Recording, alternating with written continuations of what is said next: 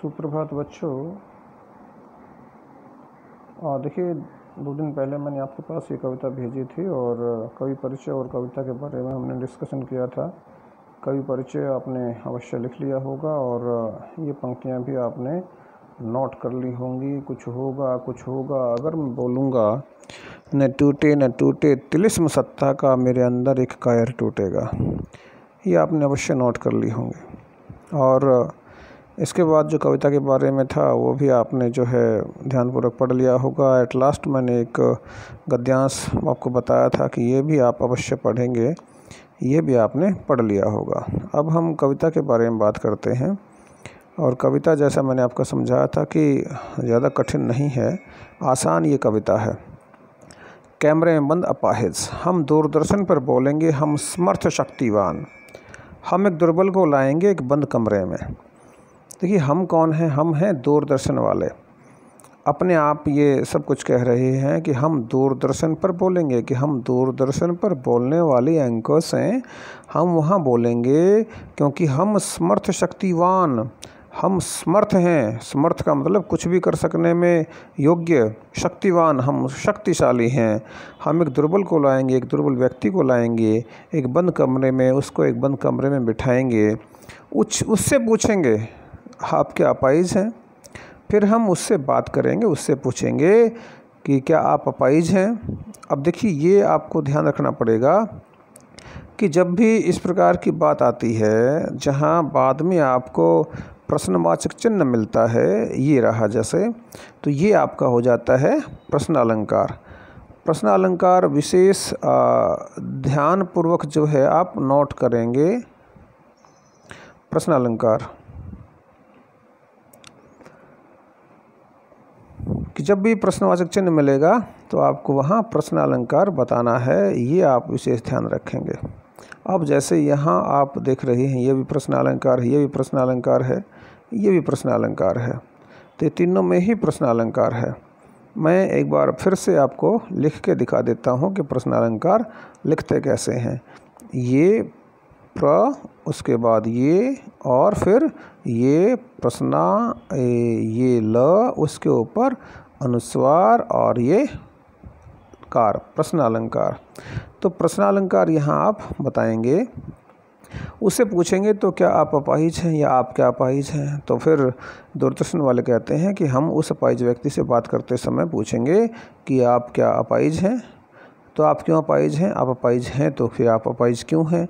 ये देखिए बेहुदा सवाल है, इन सवालों का कोई महत्व नहीं है। वो क्या बताएगा? मुझको दिख नहीं रहा है कि भैया अपाहिज है, और फिर उससे पूछ रहे हैं कि आप अपाहिज हैं, तो आप क्यों अपाहिज हैं? अरे भाई को इसका फैशन थोड़ा था, शौक़ थोड़ा था कि वो अपाहिज हो जाए, वो तो किस्मत का मारा है बेचारा, अपाहिज हो गया। आपका अपाहिजपन तो दुख देता होगा। अब ये फिर वही बात आती है, फिर बेहुदा सवाल है। अरे भाई आप अपाहिज होके देख लेते ना, दुख देता है सुख देता है। तो इससे फिर प्रश्न जो है वो एक बेहुदा प्रश्न हो गया। तो आपका अपाहिजपन तो आपको दुख देता होगा, तो फिर उससे प्रश्न पूछते हैं दूरदर्शन वाले अपाहिज व्यक्ति से कि आप अपाहिज हैं तो अपाहिजपन आपको ज़रूर दुख देता होगा। कैमरा दिखाओ इसे बड़ा बड़ा। अब देखिए जो ब्रैकेट में बात है, ये एक बंदा है प्रश्न पूछने वाला, एक बंदा वो जिससे प्रश्न पूछे जा रहे हैं। और ये जो ब्रैकेट में कहा गया है ये किसी तीसरे चौथे पाँचवें व्यक्ति के लिए कहा गया है, क्योंकि स्टूडियो की एक पूरी टीम होती है, उस टीम से कहा जाता है कैमरा दिखाओ इसे बड़ा बड़ा। यानी कि किसको कहा गया है? कैमरामैन को कहा गया है, इसको बड़ा बड़ा सा दिखाओ। किस व्यक्ति को? उस अपाहिज व्यक्ति को। हाँ तो बताइए आपका दुख क्या है। यहाँ फिर प्रश्न अलंकार है, प्रश्नवाचक चिन्ह नहीं आया है। हाँ तो बताइए आपका दुख क्या है, कि हमें बताइए, समझाइए कि आपका दुख क्या है, जल्दी बताइए, वह दुख बताइए। जल्दी सी जो है आप उस दुख को व्यक्त कीजिए, उस दुख के बारे में हमें बताइए। बता नहीं पाएगा और उन्हें इस बात का विश्वास है कि वो अपाहिज व्यक्ति अपने इस दुख को व्यक्त नहीं कर पाएगा, अपने इस दुख को बता नहीं पाएगा। सोचिए, बताइए, सोचिए, तनिक सोचिए, प्रयास कीजिए, बताइए, बताने की कोशिश कीजिए। आपको अपाहिज होकर कैसा लगता है? आपको अपाहिज होकर कैसा लगता है? कि आप अपाहिज हैं तो अपाहिज होकर आपको कैसा लग रहा है? अच्छा लगता है, बुरा लगता है, घटिया लगता है, बढ़िया लगता है? कैसा लगता है आपको? कैसा यानी कैसा लगता है, कैसा लगता है आपको? हम खुद इशारे से बताएंगे कि क्या ऐसा। तो फिर जो प्रश्न पूछने वाला है वो ब्रैकेट में पंक्ति आ गई है तो हम उसको बताएंगे इशारे से, क्या आपको ऐसा लगता है, क्या आपको ऐसा लगता है। यानी कि उसके सामने हो सकता है कोई चित्र दिखाएं, हो सकता है किसी दूसरे व्यक्ति को खड़ा कर दें, क्या आपको ऐसा लगता है, दुखी व्यक्तियों का चित्र उनको दिखा दें। फिर प्रश्न अलंकार आप यहाँ कर देंगे। सोचिए, बताइए, थोड़ी कोशिश कीजिए। सोचिए, बताइए, थोड़ी कोशिश करिए, थोड़ा प्रयास करिए, यह अवसर खो देंगे। और प्रश्न यहाँ से आएगा कि यह अवसर आप खो देंगे। कौन सा अवसर? टीवी पर आने का जो अवसर आपको मिला है, उस अवसर को यदि आप नहीं बताएंगे हमें इन सवालों का जवाब, तो फिर आप उस अवसर को खो देंगे। आप जानते हैं कि कार्यक्रम को रोचक बनाने के वास्ते, देखिए हम यहाँ तक की बात करते हैं पहले, उसके बाद फिर हम आगे चलेंगे। अब यहाँ तक जो है आप ध्यान देंगे तो भाषा जो है बिल्कुल खड़ी बोली है, गद्यात्मक ये भाषा है। और इसके साथ साथ ध्यान रखेंगे कि प्रसाद गुण है, प्रसाद गुण है, पूरी कविता में ही प्रसाद गुण है। कहीं कहीं जो है शांत रस का परिपाक हुआ है और कहीं कहीं कर्ण रस भी इसमें आपको नजर आएगा। अभिधा और लक्षणा शब्द शक्तियाँ हैं। पद्यांश में तत्सम शब्दों का प्रयोग हुआ है, जैसे सार्थक है, शक्तिवान है, दुर्बल है। पद्यांश में सरल, सहज और भावनाकुल भाषा जो है उसका प्रयोग हुआ है। और मुक्तक छंद है। गद्यात्मक जो है इस कविता की भाषा है, या इस कविता को आप कह सकते हैं कि ये कविता गद्यात्मक है। गद्यात्मक इसलिए क्योंकि बिल्कुल गद्य की तरह जो है ये कविता लिखी गई है। कोई तुक नहीं है, कोई मेल नहीं है, कहीं भी जो है कोई लय नहीं है, कोई ताल नहीं है, इसलिए गद्यात्मक है। आगे हम चलते हैं। मेरे ख्याल से समझ में आ गया, क्योंकि कुछ भी ऐसा कठिन इसमें नहीं है, ना तो कोई कठिन शब्द है और ना ही जो है कोई कठिन अर्थ है। आप जानते हैं कि कार्यक्रम रोचक बनाने के वास्ते हम पूछ पूछ कर उसको रुला देंगे। किसको? उस अपाहिज व्यक्ति को। तो फिर आगे कहता है कवि किसके माध्यम से? उस प्रश्न पूछने वाले के माध्यम से, दूरदर्शन वाले व्यक्ति के माध्यम से, कि हम प्रश्न पूछ पूछ करके उसको रुला देंगे। इंतजार करते हैं आप भी उसके रो पड़ने का, करते हैं आप भी कौन? दर्शक, कि दर्शक भी उसका इंतजार करते हैं कि ये व्यक्ति कब रोना शुरू कर देगा, यह प्रश्न पूछा नहीं जाएगा। फिर आगे हम बढ़ते हैं। फिर हम पर्दे पर दिखलाएंगे फूली हुई आँख की एक बड़ी तस्वीर। फिर हम पर्दे पर एक फूली हुई आँख की बड़ी तस्वीर दिखाएंगे। ऐसी आँख की तस्वीर दिखाएंगे जो आँख रो रो करके जो है, जब बुरा हाल हो गया तो उन आँखों में स्वेलिंग आ गई, सूजन आ गई। तो ऐसी फूली हुई आँख की, ऐसी सूजी हुई आँख की जो उसको तस्वीर दिखाएंगे, बहुत बड़ी तस्वीर। और उसके होठों पर एक कसमसाहट भी। कसमसाहट का अर्थ होता है बेचैनी। आशा है आप उसे उसकी अपंगता की पीड़ा मानेंगे। एक और कोशिश। अपंगता शब्द जो आया है, अपंगता वही है, अपाहिजपन। एक और कोशिश करते हैं। दर्शक धीरज रखिए। दर्शकों से निवेदन करता है वो टीवी वाला कि धीरज रखिए। धीरज माने हौसला, पेशेंस रखिए। देखिए हमें दोनों एक संग रुलाने हैं, हमें दोनों एक संग रुलाने हैं। देखिए जब मैंने कवि परिचय जो है आपको समझाया था, उस समय हमने कविता की बात की थी, और ये पंक्ति जो है विशेष रूप से आपको मैंने बताई थी कि ये पंक्ति विशेष रूप से आपसे पूछी जा सकती है कि दोनों एक संग रुलाने हैं में ये दोनों कौन कौन हैं। और इसके साथ ही मैंने इस कैमरे की बात की थी कि ये जो आपके सामने है चित्र में, ये आपका कैमरा है। और इस कैमरे पर ये जो इधर जो लेंस है, इसमें आपको 3 चीज़ें दिखाई दे रही हैं। ये 3 चीज़ें, पहला व्यक्ति है ये अपाहिज व्यक्ति जो अपनी व्हीलचेयर पर बैठा है। दूसरा व्यक्ति ये जो है आपका न्यूज़ एंकर है। और ये जो है आपकी वो लाइट है, जो लाइट की बात कर रहे थे कि इसे बड़ा बड़ा दिखाओ या उसके ऊपर रोशनी डालो। आगे हम बढ़ते हैं। तो किस किस को रुलाना है? आप और वह दोनों। आप और वह दोनों। आप और वह का मतलब है आपका अपाहिज व्यक्ति, और आप कौन हैं? आप हैं दर्शक। तो दोनों को हमने रुलाना है, ये उनका उद्देश्य है। मैंने उस दिन बात की थी कि यहाँ जो है हमारा एक कॉमा आना चाहिए। कॉमा इसलिए क्योंकि कॉमे के बिना ऐसा लगता है जैसे 3 हो गए हों व्यक्ति, आप और वह दोनों, यानी कि दोनों और आप 3 हो गए। कैमरा बस करो नहीं हुआ, रहने दो। कैमरा यानी कि कैमरे वाले को कहा जाता है बस करो, यानी कि रोक दो, नहीं हुआ, बात नहीं बनी, जवाब नहीं मिले, रहने दो, इसको छोड़ दो, पर्दे पर वक्त की कीमत है। और ये भी जो है बहुत महत्वपूर्ण क्वेश्चन बनता है, पर्दे पर वक्त ही कीमत है कहकर पूरे साक्षात्कार के प्रति कवि का क्या दृष्टिकोण है, कुछ इस तरह का क्वेश्चन बनेगा। तो पर्दे पर वक्त की कीमत है, वक्त की कीमत है। आपको पता है टीवी के ऊपर जो है ऐड आते हैं, कोई भी बड़ी शख्सियत बैठी हो, कोई भी इंटरव्यू चल रहा हो, कोई भी घटना हुई हो, परंतु वो अपने विज्ञापनों के लिए नहीं रुक सकते। विज्ञापनों के लिए तो जो है उनको रुकना ही पड़ता है, बाकी सारा सब कुछ छोड़ देते हैं और विज्ञापन जो है वो ज़रूर दिखाते हैं। तो पर्दे पर वक्त की कीमत है, पर वक्त की कीमत है तो फिर किसकी कीमत नहीं है भाई? किसी व्यक्ति की पीड़ा की कीमत नहीं है, किसी व्यक्ति की अपाहिजपन की कीमत नहीं है, किसी व्यक्ति के दुखों की कीमत नहीं है। अगर कीमत है तो केवल और केवल वक्त की कीमत है, ऐसा कहा गया है। अब मुस्कुराएंगे हम, अब बात वही आ गई ना कि अब अपाहिज व्यक्ति जाए भाड़ में, हम तो अब आराम से मुस्कुराएंगे। क्यों मुस्कुराएंगे?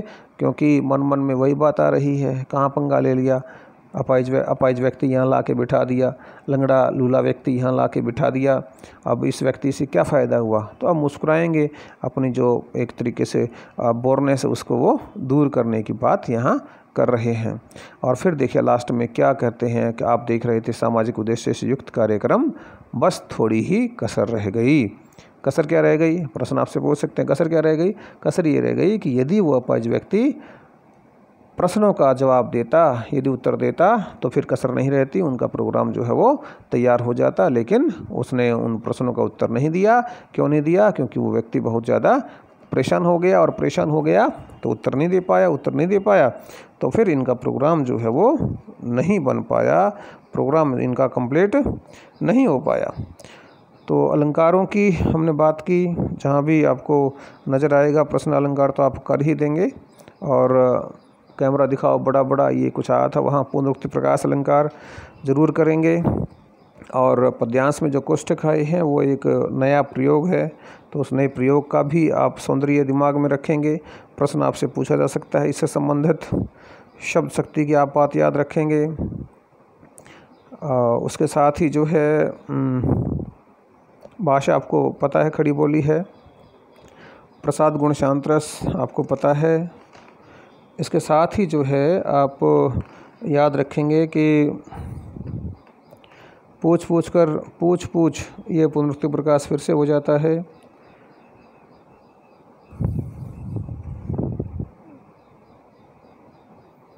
इंतज़ार करते हैं आप भी, उसके रोपड़ करते हैं, ये फिर प्रश्न अलंकार हो जाता है।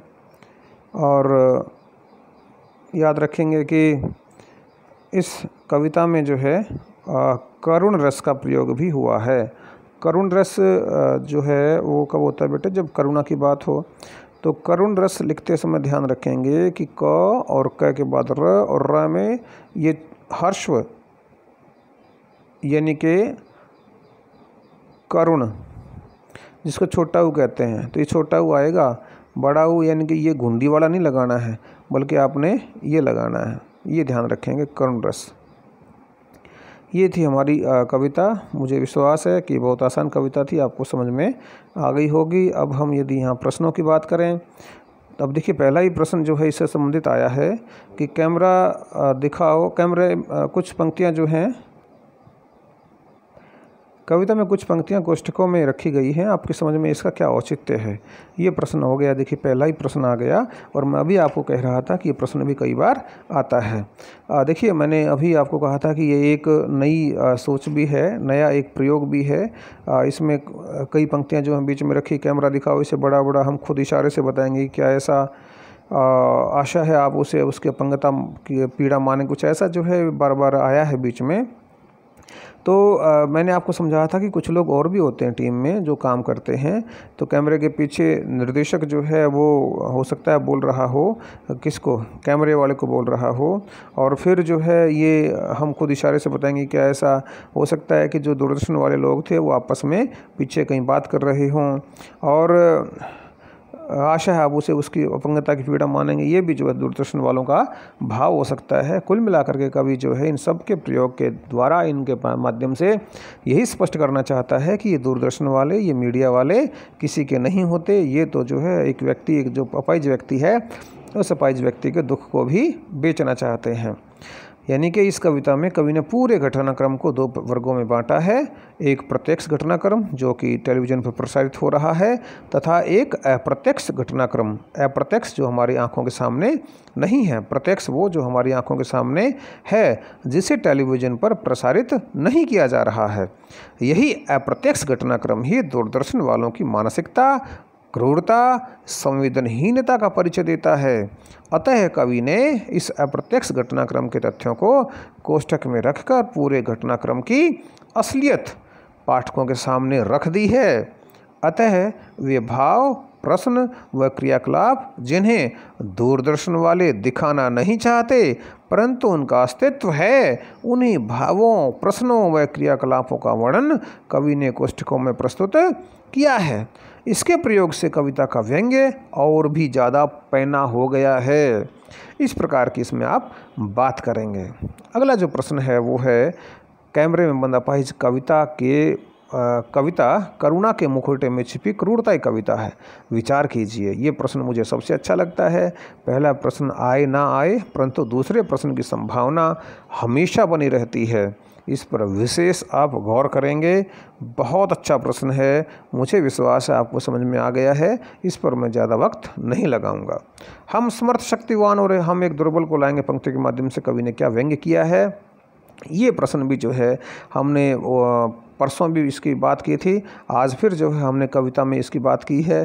समर्थ, शक्तिवान, हम कौन है? दूरदर्शन वाले अपने आप को समर्थ समझते हैं, अपने आप को शक्तिशाली समझते हैं, अपने आप को कुछ भी कर सकने वाले समझते हैं, और फिर कहते हैं हम दुर्बल को लाएंगे, एक दुर्बल व्यक्ति को लाएंगे, कमज़ोर व्यक्ति को लाएंगे। क्या व्यंग्य किया है? व्यंग्य यही है कि अपने आप को पावरफुल समझते हैं और सामने वाले को बहुत दुर्बल समझते हैं। इन बातों को ही आप इस प्रश्न के उत्तर में विस्तार करेंगे। मैं आपके पास इन सभी प्रश्नों का सॉल्यूशन भी भेजूंगा। आप उन प्रश्नों के उत्तर ध्यानपूर्वक लिखेंगे और याद करने का भी प्रयास करेंगे।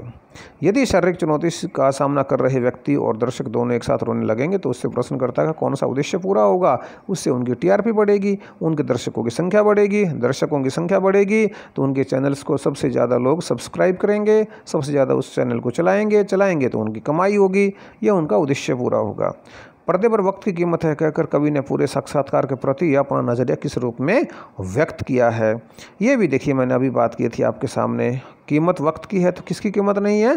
किसी व्यक्ति के दुख की कीमत नहीं है, किसी व्यक्ति की पीड़ा की कीमत नहीं है। उसके बाद देखिए ये है, यदि आपको शारीरिक चुनौती का सामना कर रहे किसी मित्र का परिचय लोगों से करवाना हो तो आप किन शब्दों में कराएंगे? अब शारीरिक चुनौती का सामना कर रहा व्यक्ति है और आप जो है उस व्यक्ति का परिचय कराने के लिए कहें कि भाई ये मेरा दोस्त है और ये लंगड़ा है, ऐसे थोड़ा कहेंगे आप। या फिर कोई अंधा व्यक्ति है कि ये मेरा अंधा दोस्त है, ऐसे नहीं बोल सकते भाई। उसके लिए जो है हमें फिर भी सभ्य शब्दों का प्रयोग करना पड़ता है। हमें कहना पड़ता है कि एक दुर्घटना में इन्होंने अपने पाँव गंवा दिए, या फिर कोई घटना आप बताएंगे और उसमें जो है इनकी आंखें चली गई, ये मेरे मित्र हैं और मुझे इनके ऊपर गर्व है। तो ये नहीं कर सकते हम कि भाई उसको अंधे को अंधा नहीं कह सकते। देखिए आप लंगड़े को लंगड़ा नहीं कह सकते। हमें सम्मान सूचक शब्दों का प्रयोग जो है इनमें करना पड़ता है। सामाजिक उद्देश्य से युक्त ऐसे कार्यक्रम को देखकर आपको कैसा लगेगा? अपने विचार संक्षेप में लिखें, ये भी आप करेंगे। तीसरा प्रश्न आप छोड़ देंगे, चौथा आपने जो है ये पढ़ लिया है। कुछ और मैं इसके अलावा प्रश्न आपके पास भेजूंगा, उन प्रश्नों पर भी आप गौर करेंगे। सभी प्रश्न जो है आप ध्यानपूर्वक लिखेंगे, ये आप ना भूलें।